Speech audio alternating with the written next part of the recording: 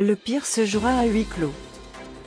Alors que les évacuations des ressortissants occidentaux et de quelques Afghans ayant servi les armées occidentales tirent à leur fin, l'Afghanistan semble à la porte d'un avenir où rien n'est sûr et rien n'est définitif. La décision des Américains et de leur président de tirer un trait définitif sur l'Afghanistan est, en tout point de vue, non négociable et définitivement tranchée.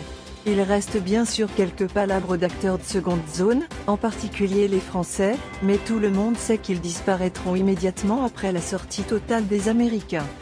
Il restera alors dans ce pays meurtri, trois forces, les talibans, l'État islamique, et les forces du fils du Shah Massoud, Ahmed Massoud dans le Pankir.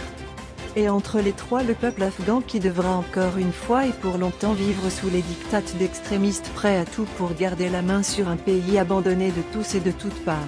Après les derniers attentats de l'aéroport de Kaboul, il devient clair qu'une longue guerre est en train de s'installer, encore une fois, dans ce pays.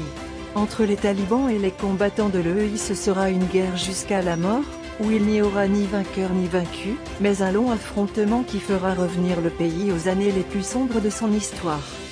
Aujourd'hui encore sous les projecteurs de l'actualité et des caméras du monde entier, l'Afghanistan finira par tomber dans l'oubli et dans l'anonymat d'ici quelques semaines. Et c'est pendant cette période que l'on assistera aux pires crimes pouvant être exécutés dans un pays. C'est pendant cette période que le peuple afghan aura à affronter les pires brimades, sévices et injustices qu'aucun peuple ne pourra subir au monde. Ce sera une guerre à huis clos où tous les coups seront permis entre des factions qui ne croient qu'à la force et au bruit des balles et des meurtres.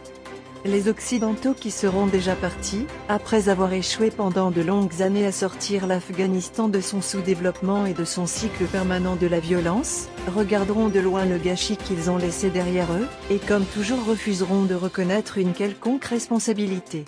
Ils seront déjà dans une autre partie du monde à parler de démocratie, de droits de l'homme et d'autres mensonges qui lui permettront de mettre d'autres pays sous leur coupe, pour faire avancer leurs causes et leurs intérêts, avant de partir et de laisser derrière d'autres drames et d'autres peuples en plein désœuvrement. Par Abdelmajid Blidi.